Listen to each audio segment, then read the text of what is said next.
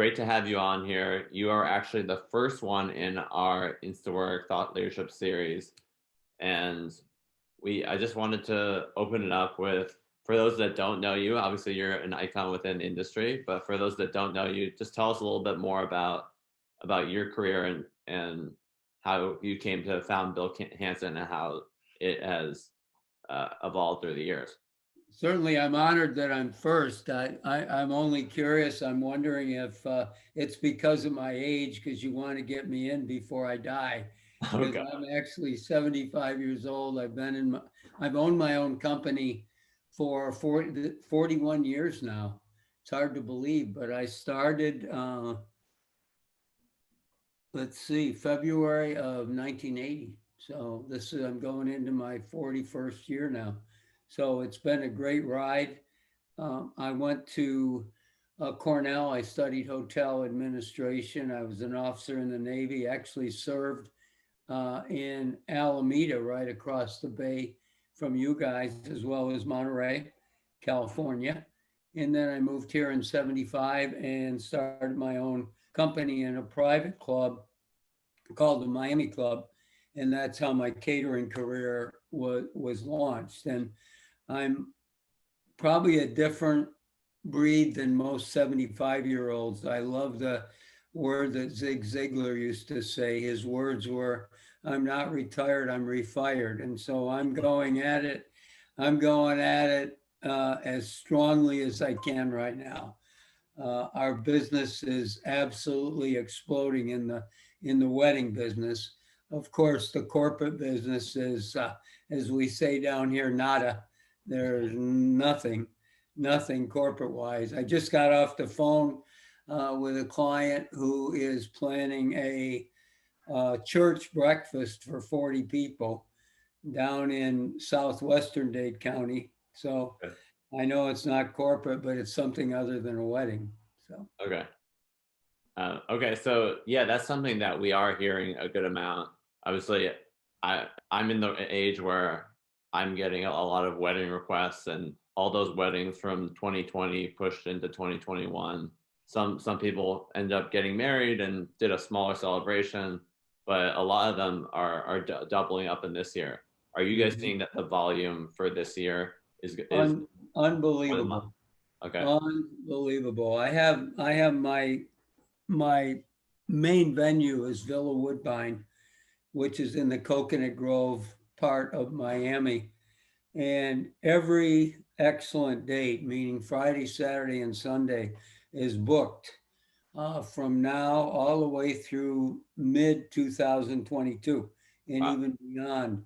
So, my challenge right now is to find venues for these couples as they come to us and we don't have a date. I just sent an email to a couple for May. It was for May 15th, happens to be my dad's birthday. And I told her, I'm sorry, we don't have your date, but let me reach out and see if I can help you find a venue. Obviously, the payoff for me is that if it's a venue where I can work, then that's good news. And if I can't work there, most of the venues will give us some kind of a referral fee. So that's Okay. kind of where we're at right now Okay. down here. It's amazing.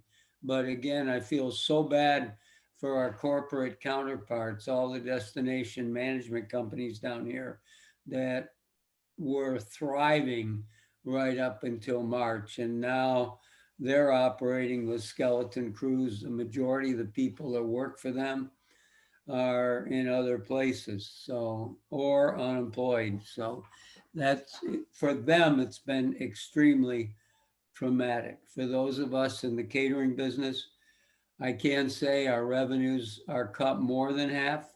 We Right. were on our way to a huge year, 10 million in 2020, and we ended the year with about 4.6, something like that. Okay. But our bookings for this year and next year are coming on really, really, really strong. So that's the good news. So Okay. That's great. I mean, obviously, last year everyone took a little bit of a hit, but that's great that things are bouncing back strong. I guess as far as so far as that wedding business, it's really is bursting at the seams. Do you guys typically have like a slower summer season like Yes, other companies in yes, Florida? but not this summer. But We not this we summer. created an interesting way of doing things that might benefit somebody else watching, where they have inclement weather during whatever season, whether it's the winter or the summer or the spring. But I made a deal with with our tent rental company. It's a company called Diamondette. What happens is they bring over their tent structure in May. They put the tent structure up, there's no charge. Okay. It's already there. Then when I book a wedding and they want to use the tent, then my tent company comes over with a generator, with the AC. They hook everything up, close the sides, and then there's a much less of a charge. It's more than a tent like that generally be around 12K. And I think we pay around every time around 4,000 for them to come over and hook it up. So it's a good, it might help somebody who is struggling with climate if they Right. can establish a good relationship with a tent rental company. So, Okay. That's creative. Yeah, that's great. So business seems like it's going to be up during the summer. Um, as far as like as you're imagining hiring during that period, like is that something that that your team's worried about? Obviously, with all the furloughs and and people potentially leaving the workforce. it's been a little bit of a challenge, and then we've had people with COVID, so they're out. But my COO Bob is a stickler on temperature checks, and everybody has to get a COVID test once a week Right. if you're going to work with us. But then we have the people that are collecting unemployment who would rather collect unemployment than come in and work. Right. So that's been a battle. And we have had trouble getting people from time to time to work. I don't think it's so bad now, but it was. And then, of course, when we do need some people, I just saw a bill for you guys for Instawork, where we actually went to Instawork down here Mhm. and used one of your temp people, which we're very, very happy to work with. They're always good. And Andrea down here is, we love her. She's So great. Um, okay, so are you imagining since it might be busier than ever during the wedding season, do you think that you will continue to need extra help, or like you might struggle more than you might normally? yeah, I would say so. I would say there may be times. Keep in mind, though, our summer season really is, even though it's summer and even though we're busier than usual, it's really nothing like high season. Sure. I mean, when we really rock and roll, um, for example, last year we had Super Bowl here, and there we had a huge need for staff. Okay. This year, Super Bowl's up in Tampa, and I don't know what's going on over there. Isn't Warren part of your Warren Deedle? Have you talked to Warren yet? Yeah, we've been talking to him. Haven't done this conversation with him, but he did do a blog post with us. But yeah, there's Mhm. definitely some good activity over there. Yeah, Yeah. yeah, but I don't know what the entertaining situation is going to be. Yeah, it's not nearly to the scale as what a Yeah. normal Super Bowl would be. And then we have the Cater Source special event show coming here in July. I'm one of the two ambassadors for it. And I'm really wondering how many people are actually going to come down here. I know that I'm working with your lady Lou. What's her name? Francis? Francis. Yeah, Yeah. Francis Lou. Right. I'm Mhm. working with her, and I agreed to take half of your booth. Oh, great. So yeah. Yeah, So it's yeah, we'll see. I mean, it's all a little bit TBD, but mhm, yeah, I think everything's going forward at this point. yeah. Hmm.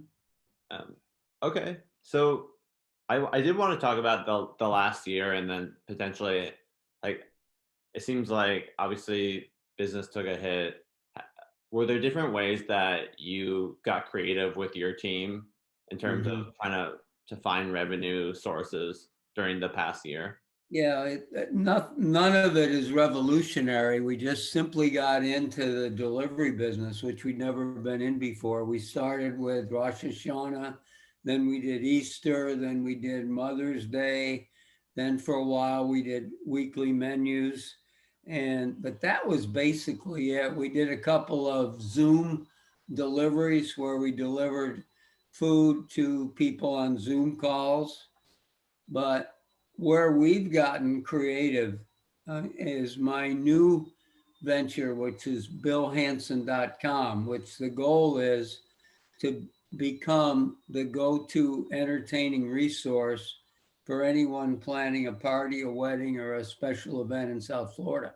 Okay. That's what I'm doing to be able to rebuild the brand, my name, the Bill Hansen name, which has been around a long time, and make it more than just catering. That we can provide. Maybe you just need a bartender for a Saturday night.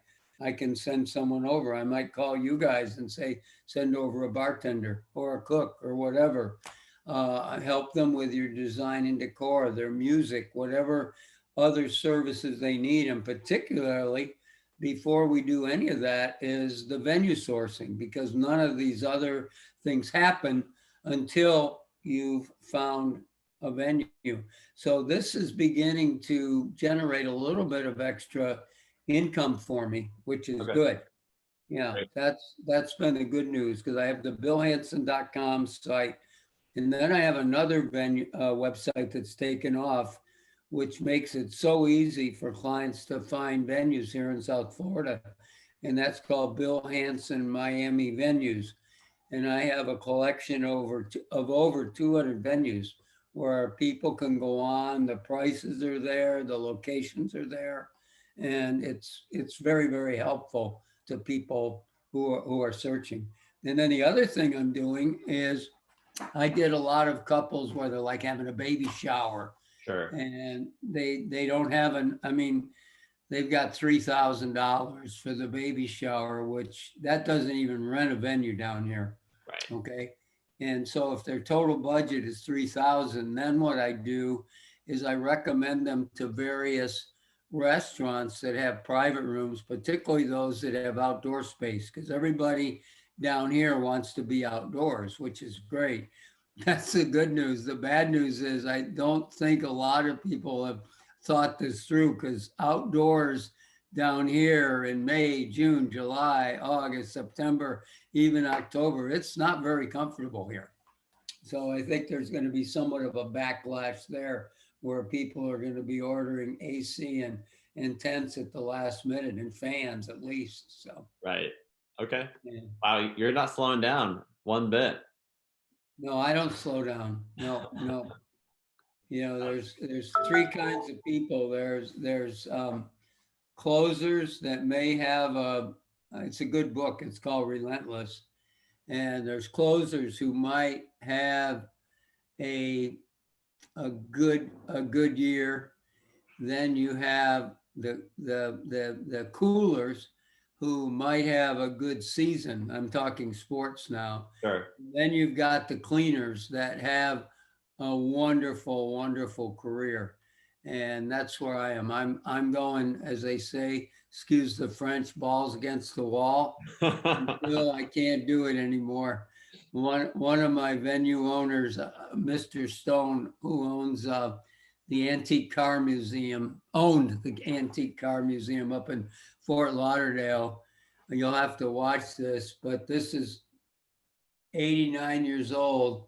This is how they found him on his desk. So maybe that'll be me. I don't know, but I'm having fun. You Yeah, know, it seems like it. live every day like it's your last, and then one day you'll be right. So, Yeah. Exactly. Uh, okay, that's great. Well, I'm curious about so you pivot or you added the delivery services. Is that something that you think you'll keep doing when like as the we're going to do Rosh Hashanah this year. Rosh Hashanah was really our best best one. Okay. And that's not till March, but we already have orders for it. So yeah, we'll continue that. And definitely Mother's Day is big. 4th of July didn't work out very well, nor did Labor Day. And then we'll definitely do Thanksgiving. Thanksgiving was a home run for us. Okay. But that's about it because I call it the 80% of the work that brings you 20% of the profit.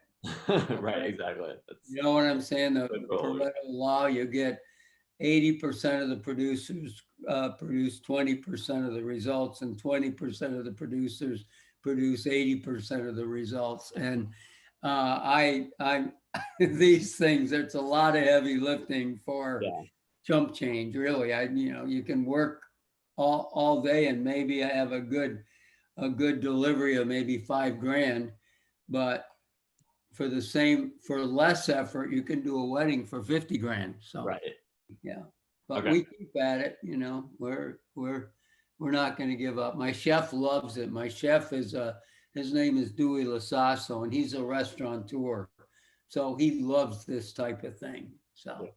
but it's not really my cup of tea. But I go along, keeps them working, and really, what's been the biggest blessing for us has been the PPP money.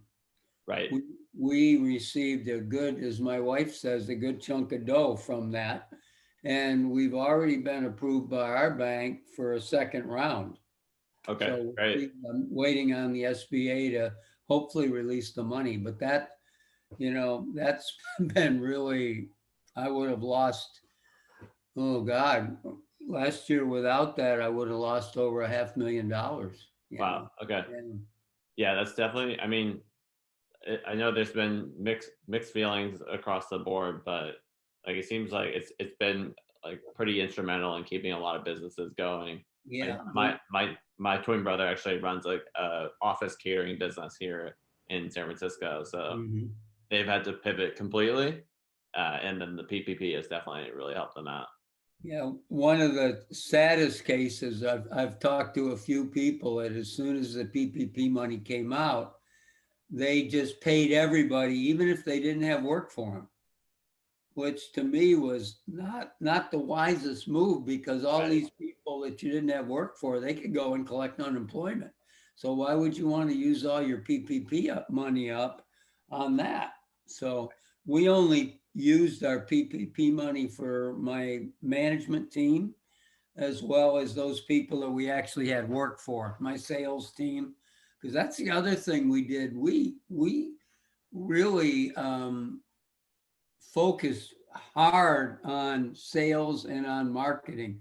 A lot of times people cut back when the economy heads south. I invested. I actually brought in a full time Bill Hansen YouTube TV person to do filming, and we subscribed to my sales team. We subscribed to the Grant Cardone sales training, which is an amazing.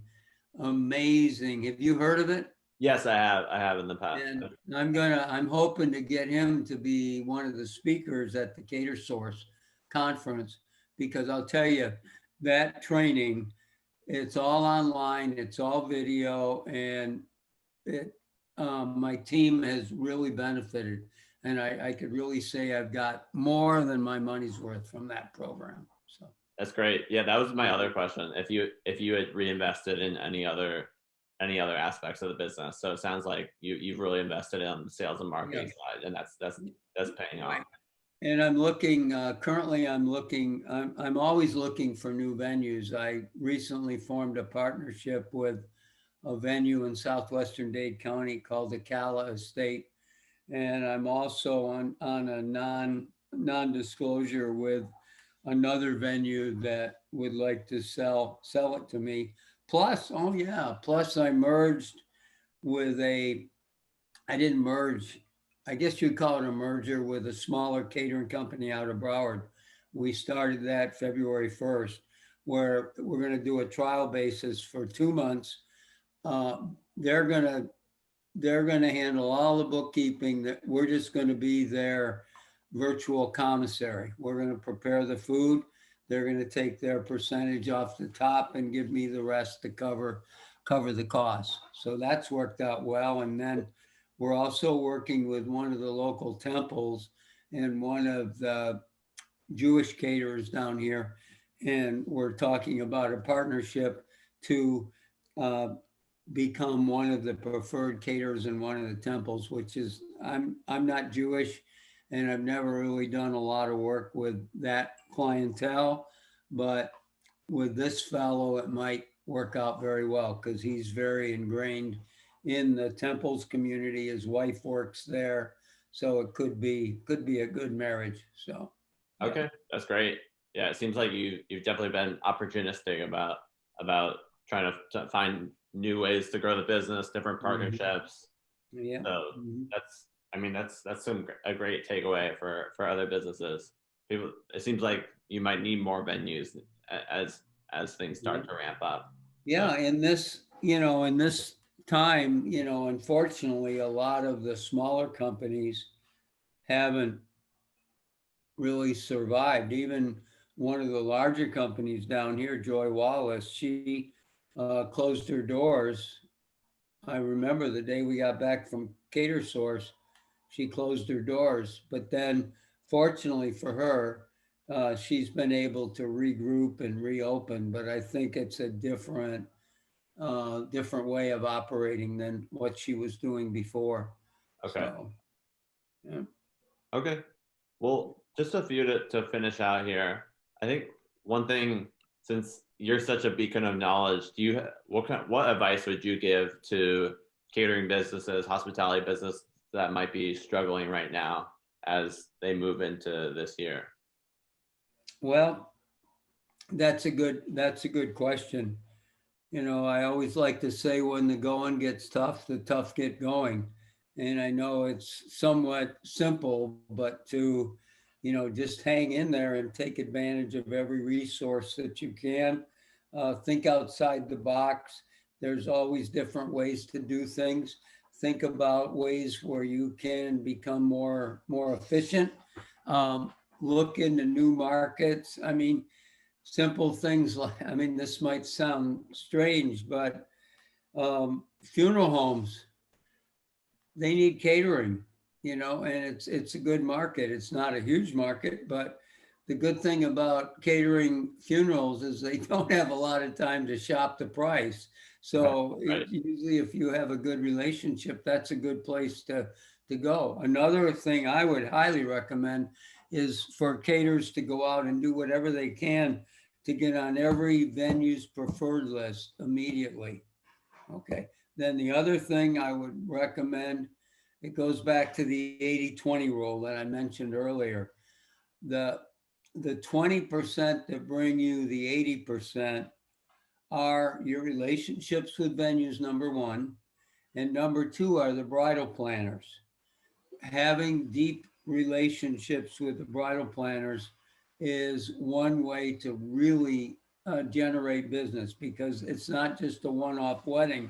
A good bridal planner will have three, four a month. Right. So here in South Florida, we have over 700 that are listed on LinkedIn that are bridal planners, and do everything you can to affiliate with them because they're the ones that can help you out. I even did when COVID first started, before we got so busy selling weddings, is we would do weekly Zoom calls with different bridal planners where we get the planner as well as my event producer who works with that planner, and I would get on it, and we do a three-way Zoom call and Yeah. just talk, see how things are going. And I just got a lead the other day from one of the planners that we never worked with before, who, because of that Zoom call, came back. So Yeah. And it's do they good. do you set up official relationships with them, or it's like more just like a relationship based? It's a Yeah. relationship.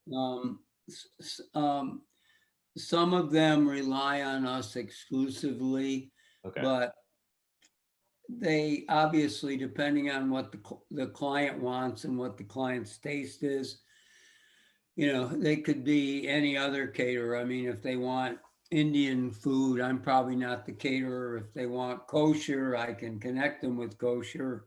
If they want paella, I'm probably not the best paella guy. So, but yeah, I mean, this business. You've heard it a zillion times.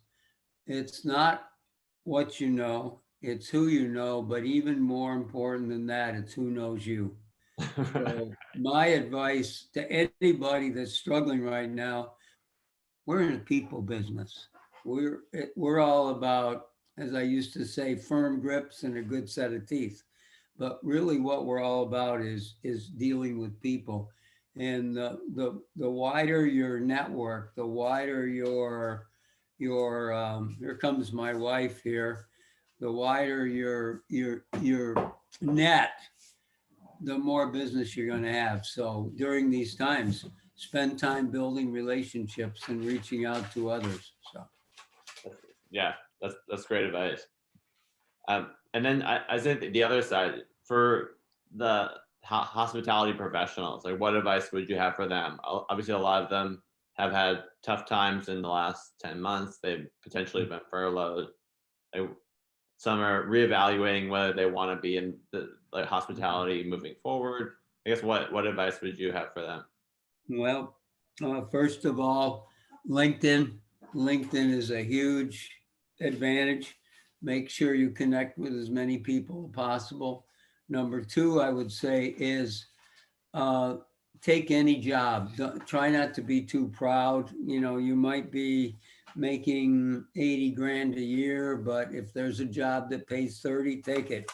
Take it because at least you're generating some income, and you never know where that would lead. I know my son was unemployed for quite a while, and we encouraged him to, even if you just go to a supermarket and be a bag boy, at least you're meeting people, because the more people that see you, the more opportunities that there are. And the other thing is, if you're up north and you're looking for work, come down here, because Florida has handled this crisis quite well.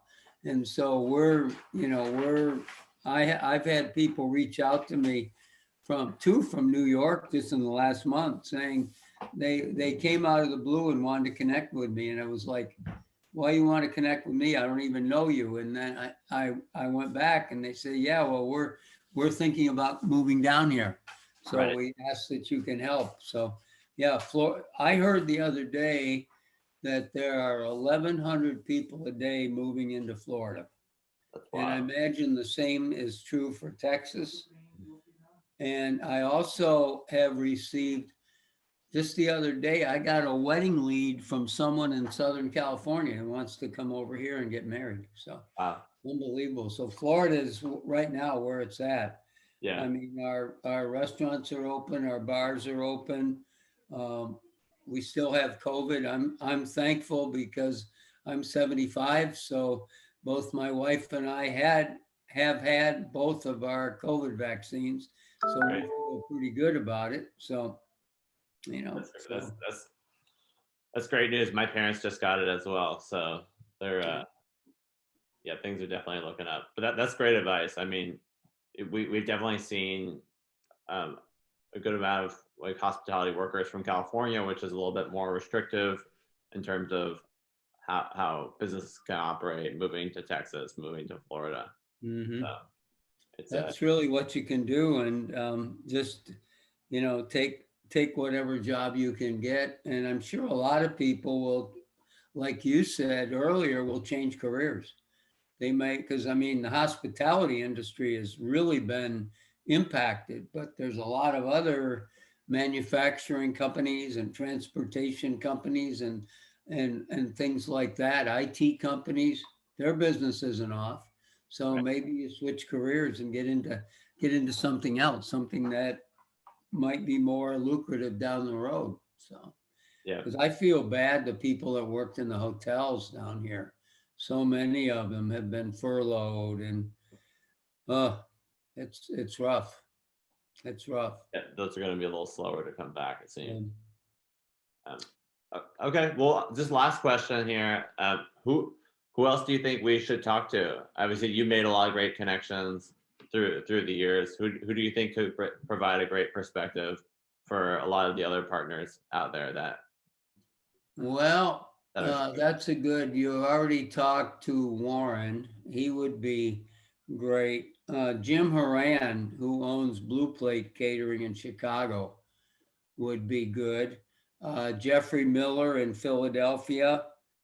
I think his company is called Jeffrey Miller Catering. He would be good. Down here in Miami, Constellation Catering.